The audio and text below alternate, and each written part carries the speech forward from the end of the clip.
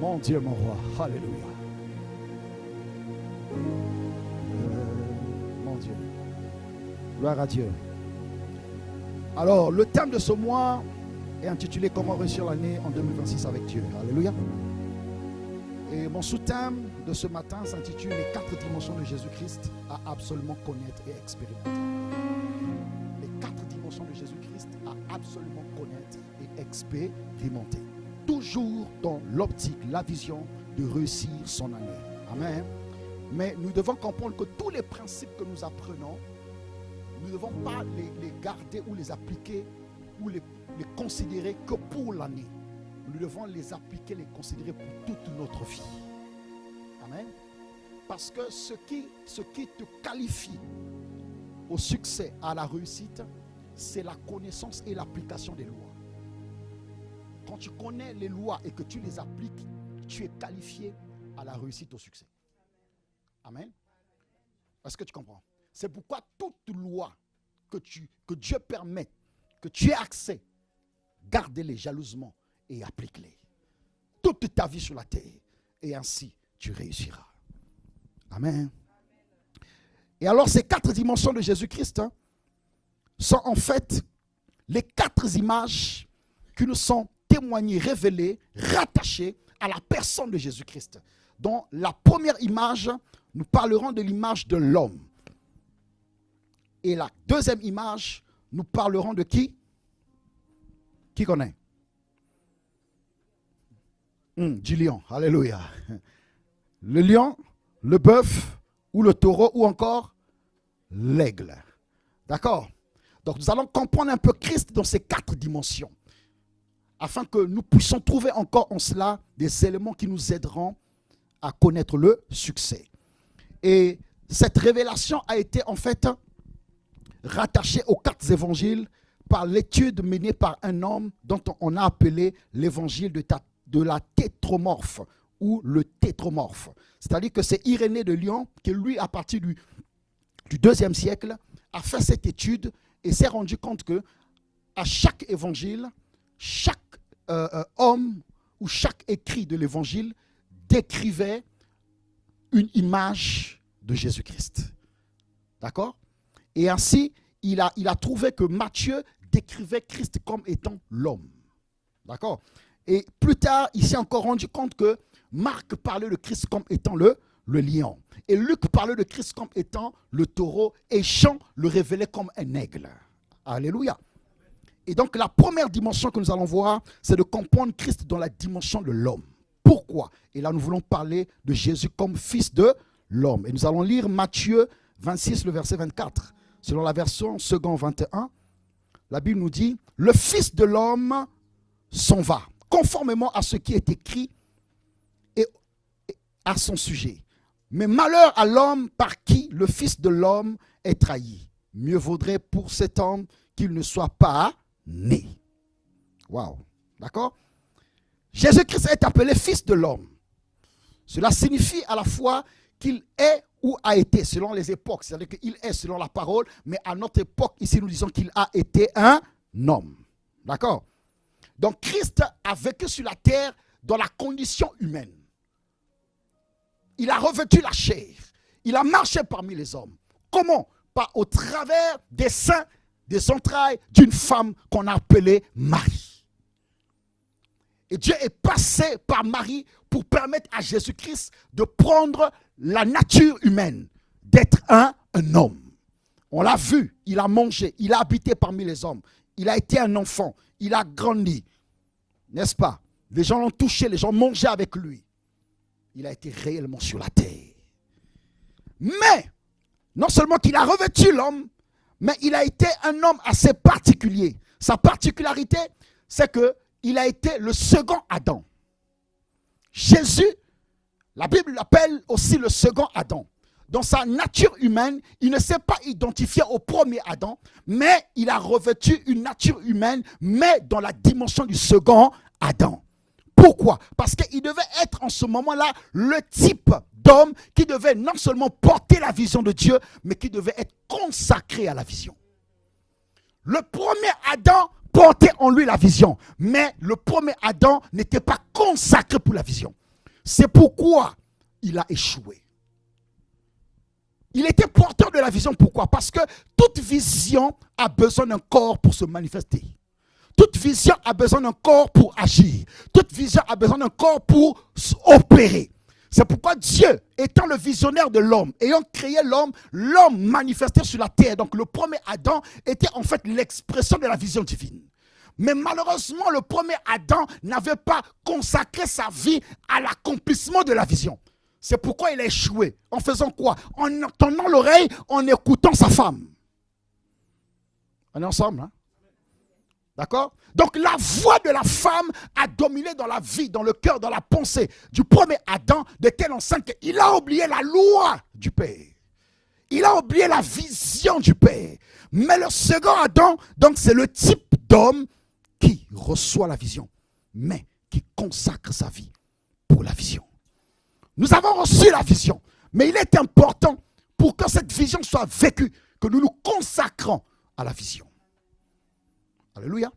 Cela veut dire quoi? Que toute vision, tant qu'on ne se consacre pas, est qualifiée à l'échec.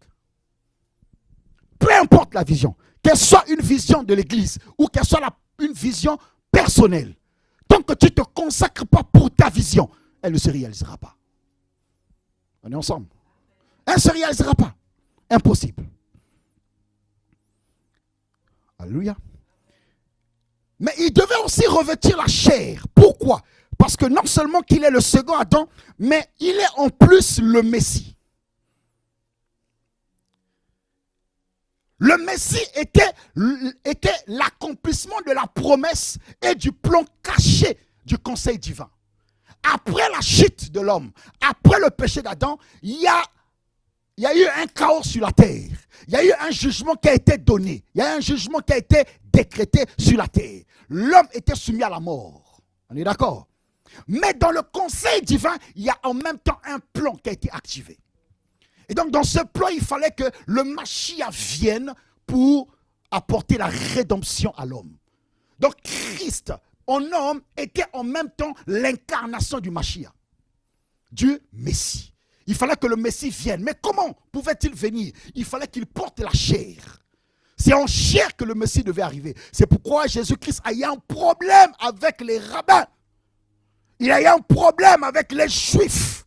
Parce que pour eux, la description du Messie qu'ils avaient, ils ont eu du mal à croire que Jésus qu'ils voyaient, qui est né parmi les moutons, puisse être le Messie. C'était difficile pour eux de le croire. Ils ont connu des prophètes. Ils n'ont pas eu tort. Parce qu'ils ont connu les prophètes. Et le Messie, ils savaient que le Messie était plus que les prophètes qu'ils ont connus. Le Messie était plus que Noé. Le Messie était plus que Moïse. Le Messie était plus que leur père Abraham. Le Messie était plus que Samuel le prophète. Vous comprenez ça? Ils savaient. Donc voir Jésus naître parmi les moutons, voir Jésus manger, voir Jésus raboter le bois, et à la fin dire qu'il est le Messie, c'était inconcevable pour eux.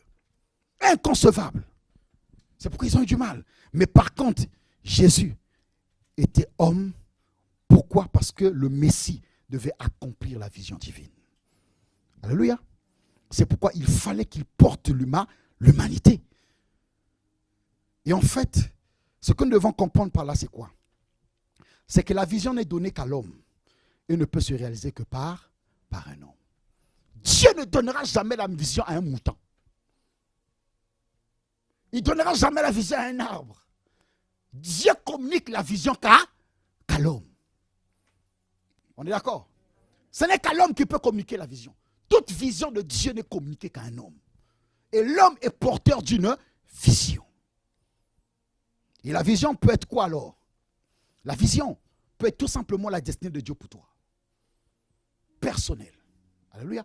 La vision, par exemple, dans notre contexte aujourd'hui, la vision, c'est la direction que Dieu nous donne pour une période. La direction que nous donne pour l'exercice de notre vocation. On est ensemble, hein? Amen. Et donc, quand je prends cela à cœur et que je me consacre à cela, en ce moment-là, je verrai l'accomplissement de la chose. Alléluia. Mais il y a quelque chose que nous devons aussi comprendre dans le mystère du Messie. Dans le mystère du Messie, nous devons comprendre que le Messie n'était pas un homme comme tous les autres. Il était un homme à part. Pourquoi? Écoutons, étudions un peu ce que Matthieu 9, verset 17 nous dit. Parlons un peu avec la parole. On ne met pas non plus du vin dans des vieilles.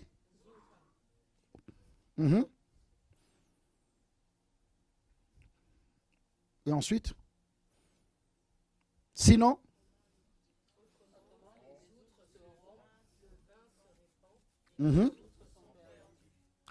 sinon le vin et les autres feront quoi? Sont perdus. En d'autres termes, ici nous devons comprendre quoi?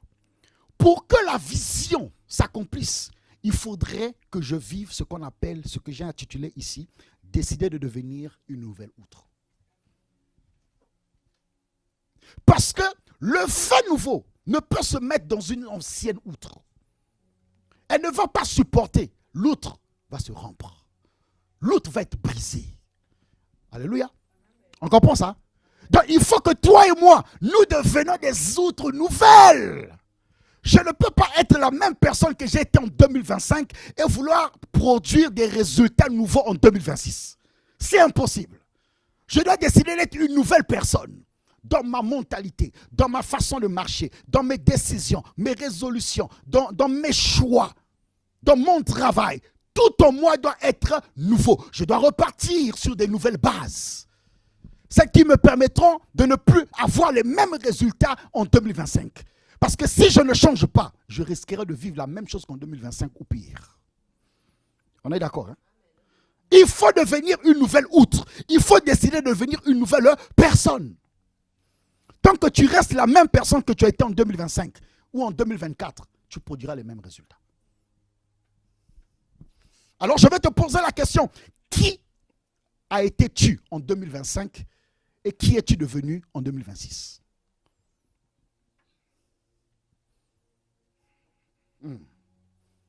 Alléluia. Es-tu la même personne ou as-tu changé? As-tu les mêmes résolutions ou tu as changé des résolutions? Est-ce que aimes-tu Dieu de la même manière en 2025 qu'en 2026? Est-ce que tu as la même vision que tu avais de 2025? C'est la même que tu as rapportée en 2026?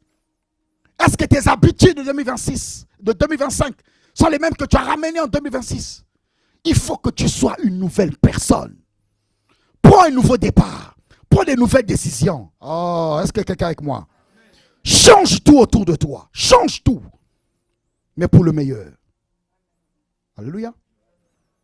Et ensuite, ce que nous devons comprendre, c'est que nous devons aussi prendre soin de notre être tout entier. Alléluia. Dans la dimension humaine, tu dois prendre soin de ton corps.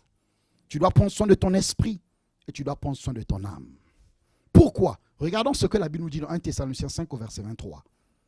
La Bible nous dit que le Dieu de paix vous conduise lui-même à une sainteté totale et que tout que tout votre l'esprit, l'âme et le corps soient conservés irréprochables lors du retour de notre Seigneur Jésus-Christ.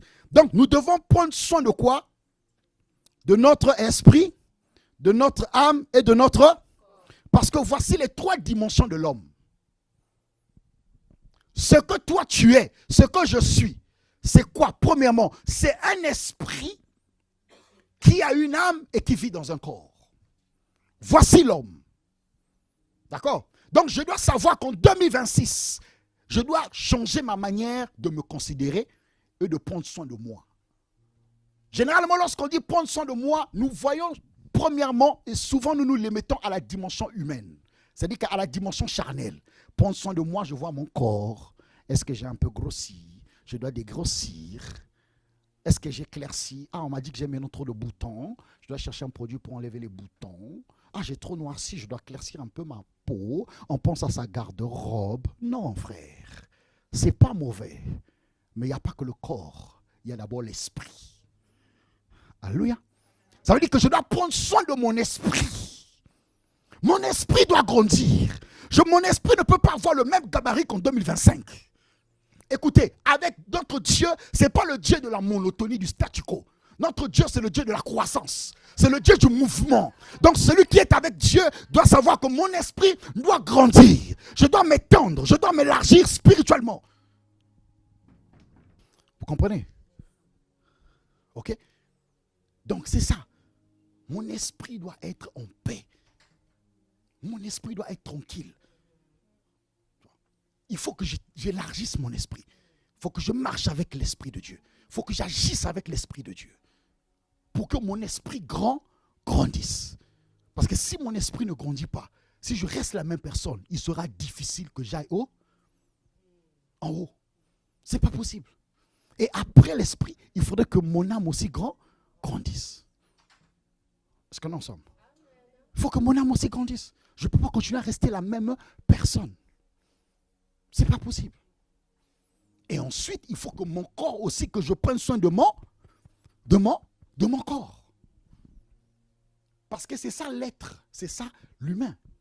Si je ne traite pas l'homme dans son entièreté, il me sera dit difficile. Est-ce qu'on comprend? Parce que quels sont les instruments que Dieu utilisera pour accomplir son plan? Mais c'est toi. Le projet de Dieu, la vision de Dieu s'accomplira par qui? Par toi. Donc dans les 3 dimensions. On va lire Philippiens 2, versets 5 à 11. Et en vous, les sentiments qui étaient lequel existant en forme de Dieu n'a point regardé comme une proie à arracher d'être égal avec eux. D'accord? Mais s'est dépouillé lui-même en prenant une forme de serviteur, en devenant semblable aux hommes et ayant paru comme un simple. Donc, regardez bien ce qu'il fait. Il a fait quoi? Il s'est dépouillé. Vous voyez? Donc, pour le traitement, il dit, au début, la Bible nous dit, ayez en vous les sentiments qui étaient en Christ. D'accord? Lorsqu'on parle des sentiments, les sentiments sont rattachés à quelle partie de l'homme? À l'âme. D'accord? Donc, en fait, ici, la parole de Dieu nous enseigne comment est-ce que nous devons traiter notre âme. Ok? Quel est l'état que notre âme devrait avoir?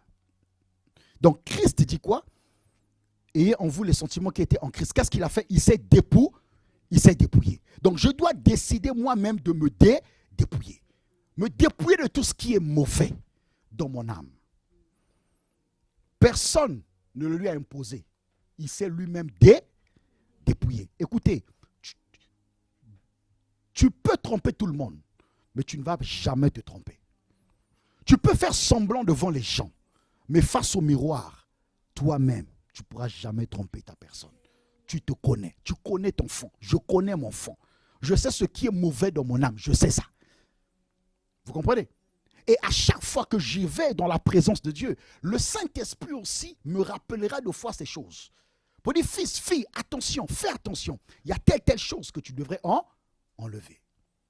On est ensemble, hein? Que tu devrais enlever, changer, ôter cela de ton âme. Et ensuite, il s'est humilié lui-même. Il s'est dépouillé et il s'est lui. Donc, nous devons humilier notre âme. Nous devons être humbles. En se rendant obéissant jusqu'à là, il a été obéissant jusqu'à la mort. Waouh! Amen. Écoutez, aucune vision divine ou même personnelle ne te conduira pas à la mort. Toute vision te conduira à la mort. Qu'est-ce que la mort symbolise? La mort symbolise les temps difficiles, les temps de forte crise. Ça va arriver. Tu ne peux pas avancer vers l'accomplissement de la marche de ta vision sans vivre la période, les temps, les saisons de la mort. Tu vivras les temps difficiles. Tu vivras les temps de crise. Ça arrivera. Mais au temps de crise, nous devons aussi savoir et avoir certains principes pour nous aider à nous en sortir. On est ensemble là? Amen. Généralement, quand ces temps arrivent dans la vie, nous avons tendance à nous plaindre. Nous avons tendance à accuser Dieu. Nous avons tendance à abandonner la foi. Nous avons tendance à tout annuler. Nous avons tendance à être abattus. Nous avons tendance à baisser, comme j'aime dire, à baisser les armes. Non. Erreur. Non. Par contre, nous devons avoir une autre attitude pendant ces moments-là. Je vais nous donner quelques attitudes que nous devons avoir. J'en ai énuméré ici, là, 6 attitudes. Premièrement, qui sont des clés qui nous permettront de sortir vainqueurs de ces moments de crise, ces temps difficiles. Il faut activer sa créativité, son imagination, son innovation. Dans les temps difficiles, dans les temps de crise, il faut savoir t'asseoir et te récréer. Il faut utiliser ton intelligence, le sens de créativité, le sens d'imagination, les sens d'innovation. Ça se trouve que j'étais en train de faire quelque chose. Ça se trouve que j'étais en train d'agir d'une certaine manière. Mais par contre, la manière que j'utilisais, la manière avec laquelle je travaillais n'était pas la bonne pour atteindre en ce moment-là le résultat souhaité. Vous comprenez? Donc je dois m'asseoir et continuer à réfléchir. Comment changer ma manière d'agir? Alléluia. Changer sa manière de réfléchir, de régler les problèmes. J'avais une certaine façon avant d'agir, mais désormais, je dois me poser la question quand j'arrive face à ça, est-ce que c'était la bonne manière d'agir? Est-ce que mes raisonnements d'hier à aujourd'hui ont produit le bon résultat? Et est-ce que je dois continuer à réfléchir, à raisonner de la même sorte? On est ensemble là? Trouver des nouvelles approches et opportunités. Écoutez, dans la marche vers l'accomplissement d'une vision, il peut arriver ce qu'on appelle les tremplins. C'est-à-dire que des moments où tu seras obligé de t'adapter à certaines circonstances, le temps de retrouver la ligne, la véritable à laquelle tu es en train de courir. Je m'explique. Tu peux avoir une vision, par exemple, d'être chef d'entreprise. D'accord? Mais pendant que tu es en train de travailler pour devenir chef d'entreprise, tu n'as pas encore tous les éléments qu'il te faut. OK? Alors, qu'est-ce que je peux faire? Je peux, avant de matérialiser ma vision, donc de mettre en place mon entreprise, je peux commencer par être un employé. Ensuite, je peux commencer par être un employé. Je trouve d'abord du travail, je me mets d'abord en travailler. C'est un tremplin. Pendant que je suis en train de me préparer à réaliser ma vision. Alléluia. Vous savez, il y a beaucoup de choses qui arrivent dans la vie. Surtout pour ceux qui sont, par exemple, des professionnels, ceux qui travaillent. Il y a beaucoup d'événements qui arrivent dans la vie. Tu peux perdre ton travail. Ça peut arriver, n'est-ce pas? En attendant de retrouver le même travail, il y a ce qu'on appelle aujourd'hui la reconversion. Ne soyons pas comme certaines personnes, quand il a perdu son travail, pour lui, le monde s'est arrêté. Non, ça ne s'est pas arrêté. Le gars, la gamme s'éteint complètement. Non, tu n'as pas à t'éteindre complètement. Ce n'est pas la fin. Est-ce qu'on est ensemble? Non. Non, ce n'est pas la fin. Trouve un petit boulot en entendant. C'est possible. Mais c'est question mindset. Alléluia. Il faut trouver dans ces moments difficiles, ces moments de crise, un moyen d'embraser une nouvelle dynamique, une nouvelle passion pour sa vision. Ce sont des opportunités où tu dois, au fond de toi, brûler à nouveau, apporter un nouveau feu, une nouvelle flamme pour l'accomplissement de ta vision. Et c'est là qu'on reconnaît les vrais porteurs de rêves, les vrais porteurs de vision. Écoutez, Jésus-Christ a affronté Gethsémane. Mais à Gethsémane, il n'a pas reculé. À Gethsémane, c'est vrai qu'il a senti la douleur. Il a même prié au Père que si c'était possible de lui ôter cette coupe. Mais il a dit, toutefois, pas que ma volonté se fasse, mais ta volonté. Pourquoi? Parce que dans son esprit, il savait qu'il avait quitté le trône pour aller à la croix. On est ensemble? Donc comme c'était en lui, il ne pouvait pas s'arrêter. C'est pourquoi il a foncé. Il devait aller jusqu'au bout. Et là, il s'est donné une nouvelle force. Alléluia. Et vous devez savoir qu'en réalité, il n'y a pas d'accomplissement de vision sans passer par la croix. Il n'y a pas d'accomplissement de la vision sans vivre Gethsemane. Gethsemane veut dire quoi? Gethsemane veut dire pressoir d'huile. Alléluia. Lorsque tu arrives à Gethsemane, lorsque tu connais les temps difficiles, lorsque tu vis les temps d'épreuve, il y a quelque chose en fait qui doit sortir en toi. Pressoir d'huile. Or, l'huile symbolise la force. Cela veut dire quoi? Dans ces moments-là, il y a en toi une force qui doit sortir. Est-ce que tu comprends?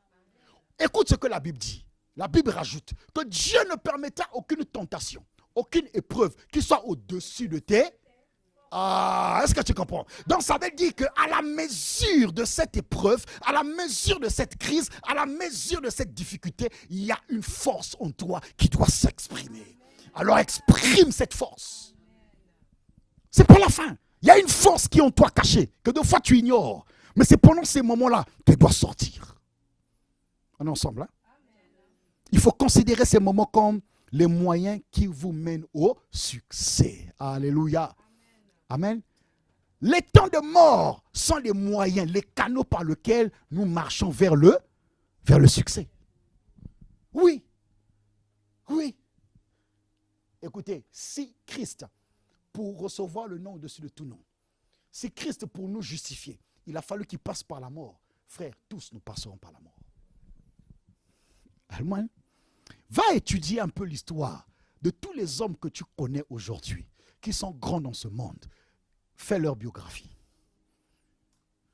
Tu constateras que tous ont connu le temps des morts. Tous sont passés par la mort. Et vous devez savoir donc que si je veux réaliser la vision, je dois savoir que dans les moments de rêve, plutôt dans les moments de mort, dans ma tête, je dois me dire que je suis sur le chemin qui conduit au succès. Vous comprenez? Donc là, ça change tout. Je ne serai plus en train de pleurer. Je ne serai plus en train de me plaindre. Mais dans ma tête, je saurai que tiens, je suis sur la bonne voie. Ouais, la vision change. Je ne serai pas en train de me plaindre, en train d'accuser les gens, en train de chercher les sorciers matin, midi, soir. Non, non. Je me dirai, assieds-toi. Ça veut dire que tu es sur la bonne voie.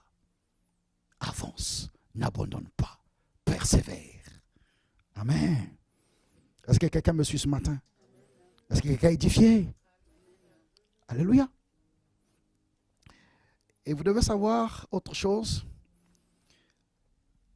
On va lire un peu 1 Corinthiens 6 au verset 19. Qu'est-ce que la Bible nous dit là? Et là, nous sommes dans la dimension toujours du corps. La Bible nous dit quoi? Ne savez-vous pas que votre corps est le temple du qui est en, que vous avez reçu de, et que vous ne vous appartenez point à vous? Vous êtes le temple du Saint-Esprit. Ah bon? Vous êtes le temple du Saint? D'accord. Donc je suis le temple du? Ok. Mon corps est le temple du? Et que je ne m'appartiens à moi-même, mais je m'appartiens à qui alors? Là, tu t'appartiens à? Ah, c'est compliqué, hein? La Bible, de fois, ça crée des problèmes. Alors, qu'est-ce que nous dit encore 1 Corinthiens 3, versets 16 à 17? Ne savez-vous pas que vous êtes le temple de et que l'Esprit de Dieu habite en? Verset 17. Si quelqu'un détruit le temple de Dieu, Dieu le détruira. Car le temple de Dieu est saint et c'est ce que vous... Alors cette partie-là, elle est dangereuse. Si quelqu'un détruit le temple de Dieu, Dieu fera quoi? C'est quoi le temple de Dieu ici? Donc Dieu dit, si tu détruis quoi? Le corps, il fera quoi? C'est fort, hein? Là, c'est dangereux. Donc Dieu compte sur mon corps.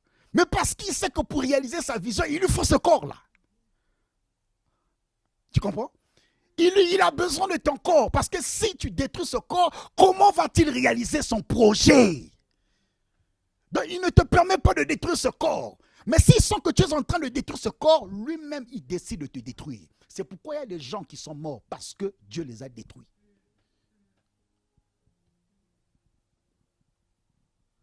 Parce qu'ils étaient en train de détruire le corps, qui est le temple de Dieu.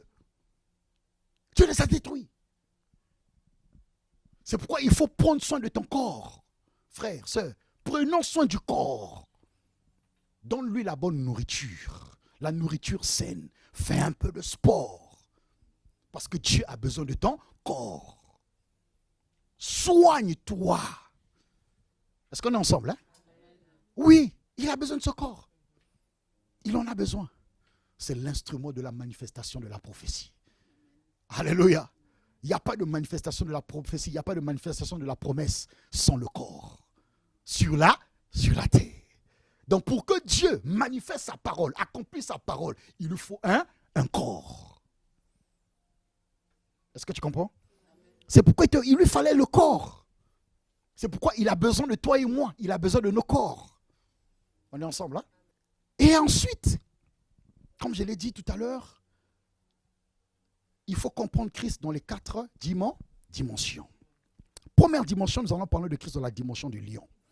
Dans la dimension du lion, nous devons savoir que le lion incarne quoi? Le lion incarne la puissance, le courage, le leadership, la prééminence, le règne, la royauté. Alléluia.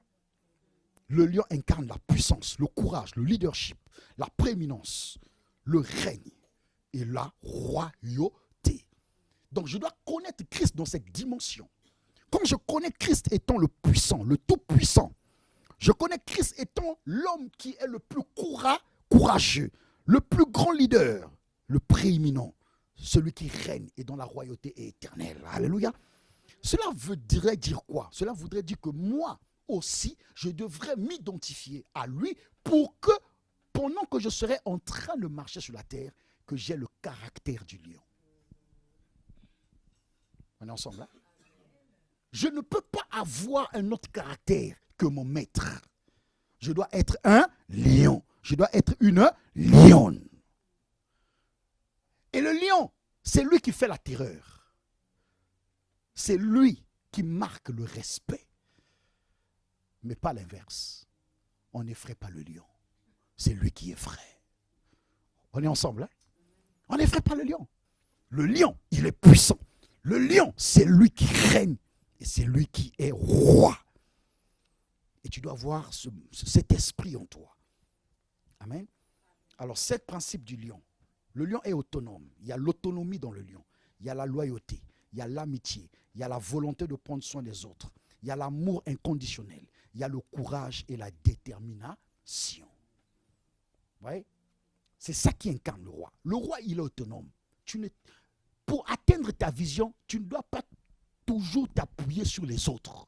Vouloir que les autres fassent pour toi. Non. Tu dois apprendre à être autonome. Le lion, il va chasser. Il n'attend pas qu'on chasse pour lui. Il est autonome. C'est très important. Il faut être loyal, intègre. L'amitié. Vous savez, aujourd'hui, il y a des gens que Dieu mettra sur ton chemin. D'accord? Pour toute vision, pour tout accomplissement dans la vie, on a besoin des hommes.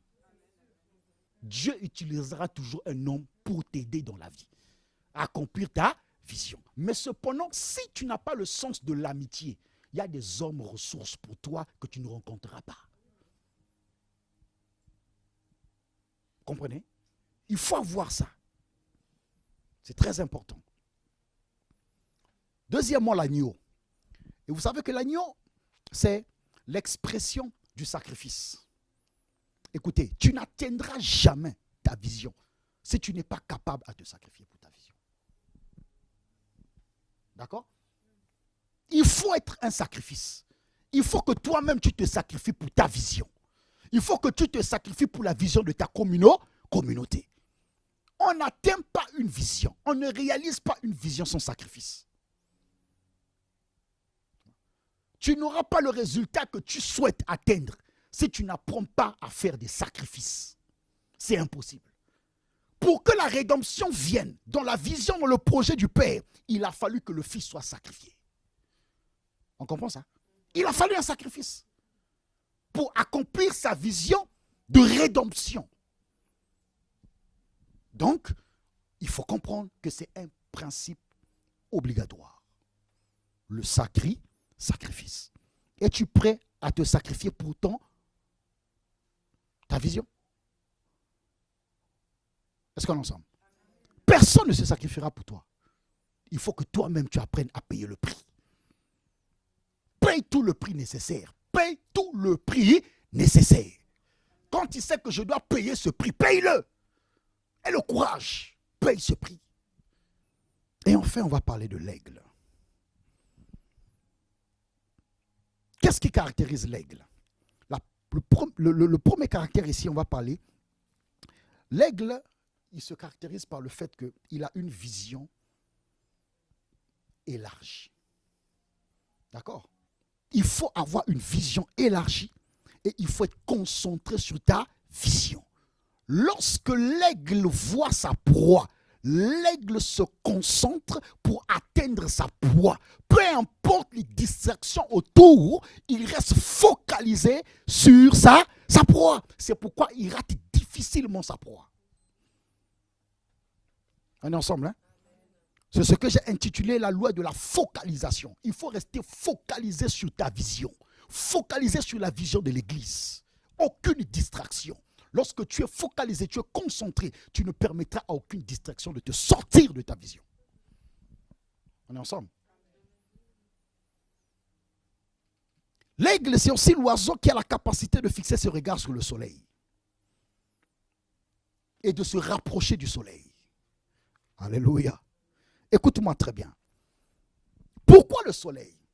Parce que le soleil, pour l'aigle, permet à ce que sa vie soit attirée vers ce qui lui permet de recevoir la force. Amen. Lorsque l'aigle vole vers le soleil, ça permet à l'aigle d'aller au-dessus de tous les vents autour. Lorsque l'aigle va vers le soleil, ça permet à l'aigle de se retrouver seul à une certaine altitude. Parce que c'est le seul oiseau qui part à une altitude plus élevée que les autres. Ce qui fait que quand il vole, il y a certains oiseaux qui semblent de fois voler au même niveau que lui. Mais le fait que lui, il a la capacité de se rapprocher du soleil, les autres ne supportent pas le soleil, ils sont obligés de rester et lui seul continue dans cette dimension, dans cette altitude. Alléluia. Et cela nous enseigne quoi? La Bible nous dit que Jésus-Christ est le soleil de justice. Donc si moi, je fixe mes regards comme l'aigle sur le soleil, je fixe mes regards sur Jésus-Christ, Jésus-Christ me permettra de prendre l'au-dessus face à toutes les zones de turbulence qui arrivera pendant la marche, l'accomplissement vers la vision. Amen. Je serai au-dessus parce que mes regards seront fixés sur le soleil de justice. Et lorsque j'ai mes regards fixés sur le soleil de justice, qu'est-ce que cela provoquera en moi? Cela va susciter en moi le désir ardent de la présence, de la communion de Dieu. Amen. Et plus j'aurai mes regards fixés sur le soleil, je serai attiré vers le soleil, je vais aimer le soleil éclairera toute ma vie. Alléluia. Écoute-moi, dans la vie, à chaque sphère, à chaque niveau d'objectif, d'atteinte d'objectifs ou de réalisation de la vie, nous ferons face à certaines forces. Il faut le savoir. Alléluia. Tu rencontreras certaines forces qui s'opposeront à toi pour l'atteinte à un niveau d'un objectif. Donc, j'ai besoin, moi aussi, de grandir en spiritualité. Fixer le soleil, se rapprocher du soleil, c'est aussi l'image de quelqu'un qui veut grandir en spiritualité. Parce que Christ est Dieu. Alléluia. Plus je me rapproche de Christ, plus je reste fixé à Christ, je grandirai en spiritualité.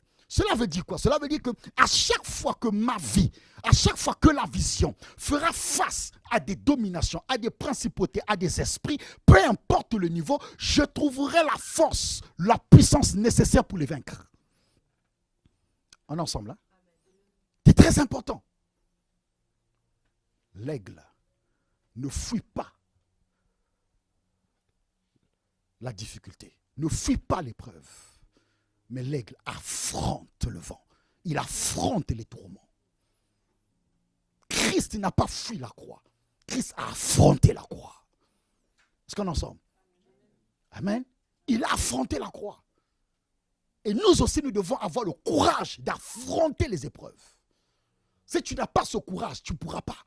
Mais où est-ce que tu trouveras ce courage? Plus tu es dans sa présence, tu ressembleras à Christ. Alléluia. Plus tu te rapproches du soleil, tu seras comme le soleil. Donc si Christ n'a pas abandonné, toi aussi tu n'abandonneras pas. Si Christ est arrivé à la croix, il a dit, Père, tout est accompli. Toi aussi tu arriveras à ta vision et tu diras, c'est accompli. Oui. Rapproche-toi du soleil pour être comme le soleil, pour produire les mêmes résultats que le soleil. Quel était le résultat de Jésus-Christ? Alléluia. Jésus-Christ a posé quel résultat? C'est l'accomplissement. Toute vision d'un enfant de Dieu qui s'accomplit, c'est grâce à la capacité, à chaque étape de ta vie, à chaque moment de ta vie, de grandir en spiritualité. Alléluia. On est ensemble. Donc ne reste pas dans la même dimension que tout le monde. Non. Ne reste pas. Et un dernier conseil, il faut pratiquer la solitude. Tu ne peux pas atteindre une vision si tu ne pratiques pas la solitude. C'est l'une des forces de l'aigle. À un moment, l'aigle se retire dans les hauteurs les plus élevées. Mais à quel moment il se retire dans les hauteurs les plus élevées?